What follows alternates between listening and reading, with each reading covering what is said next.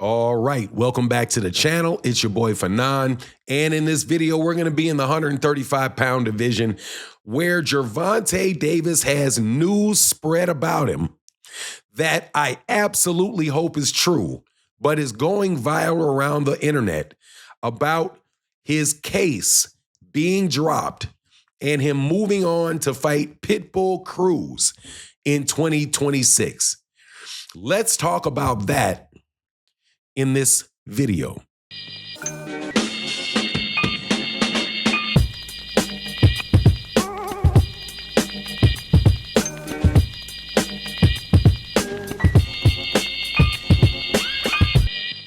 All right, welcome back to the channel. It's your boy Fanon, and in this video, we're going to cover the news that is out there about Gervonta Tank Davis and the lawsuit that was filed against him that supposedly caused the cancellation of his fight with Jake Paul. But before I get into that, let me welcome you back to the channel. If you are new to the channel, consider hitting the subscribe button. You know that if you are a longtime subscriber and supporter of the channel, thank you for your continued support. It really makes a big difference. I am going to have fun doing this video because this is a news report that was put out there on Twitter. And I'm going to talk about it because, you know, there's 100,000 or so people that saw the tweet. It got forwarded to me. So, you know, it really did cause a stir. And in essence, pretty much what it says, and it came from out Ellie2 Real, which I think is like a play on Ellie Sethback or something like that. But he says, breaking news, personal sources have disclosed that Gervonta Davis will face Pitbull Cruz again in the middle of 2026. Additionally, CCV footage, which is I think is closed circuit footage, has shown that Gervonta was not in the club, which contributed to the dismissal of his case as he is now returning to boxing soon. Let's repeat that. Breaking news, personal sources have disclosed that Gervonta Davis will face Pitbull Cruz in the middle of 2026. Additionally, CCV footage has shown that Gervonta was not in the club, which contributed to the dismissal of his case as he is now returning to boxing soon. Now, with all things Twitter, all things YouTube, take what you hear with a grain of salt, because there are a lot of people that say a lot of things to get movement, to get clicks, to get views, but also people will say things because they generally want to be very supportive of fighters that they like. So, do I know that this is true? I do not know that this is true, that it is contributed to the dismissal of the case as he is now returning to boxing. My take on that whole matter, last time I heard, Gervonta Davis said that he was going to release a videotape or a documentary about the incident itself. As far as the case being dismissed in a civil court, I have not found anything where it said that it was dismissed because he was not in the club. However, I will tell you that the fact that they did not file criminal charges, and it has been, well, it's approaching a month and a half since this accident took place. You've not heard anything on TMZ about it. You've not heard anything from any Miami police or the Florida police departments around it. You haven't heard anything. The only conversations we have heard have been accusations coming from the mouth of the lawyer from the woman. So until this really goes to court, I'm taking the whole thing with a grain of salt. Not only am I taking with a grain of salt that the case is being dismissed, I'm taking it with a grain of salt that the case was ever filed to begin with.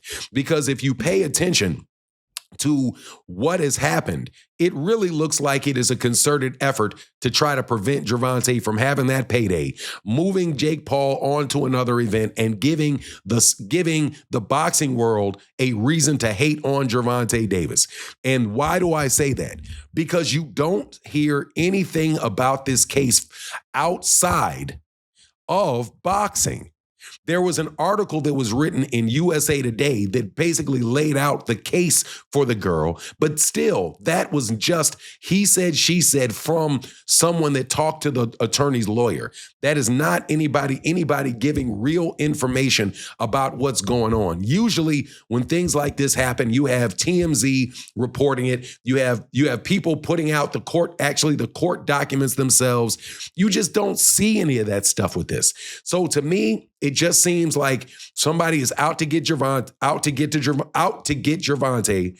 and that this is just some made up, not made up stuff, could be some type of exaggerated stuff. Because in Tootsie's, which is the strip club that it was supposed to have taken place in, it's one of the biggest strip clubs in the country.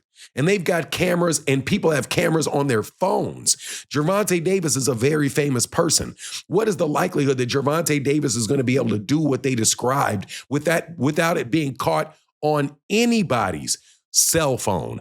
And the only camera that they're showing is they're talking about they have some security footage that they pieced together. But even when you read about the security footage and their description of the security footage, they don't say that Gervonta Davis was assaulting her or doing anything like that. They said it appeared as if he was forcing her to leave. Like they were walking and she didn't want to leave, but he was asking her to leave. That's not the same thing as kidnapping. It's definitely not the same thing as what Jake Paul had accused him of, which was punching some girl in her face, which we now know absolutely did not happen on camera, because when they described what happened on camera, they never described any type of punching.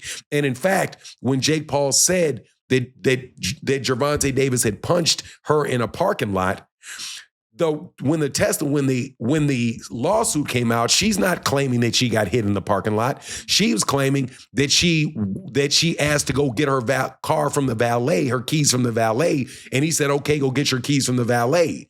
That was not him saying that she got punched and beat up.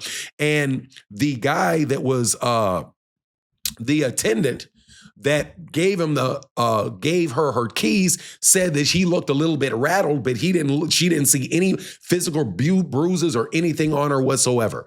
That does not jive with what Jake Paul said about Gervonta Davis for him to get out of that fight. So I'm going to kind of go with what Gervonta Davis said at this point, which was that Jake Paul was probably going to get his behind whooped and found some type of cheap excuse to get out of there.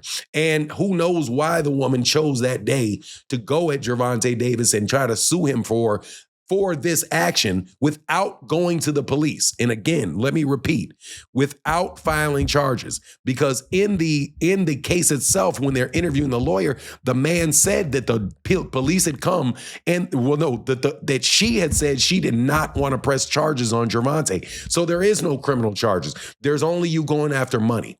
The whole thing seems funny to me. We'll see how it plays out over time. I don't know whether or not to take this thing serious or not as to whether it is dismissed, because again, I don't know how much of any of this nonsense to really take at face value. But that's my take on the matter. Please let me know what you think in the comment section. And with that, I'm out. Deuces.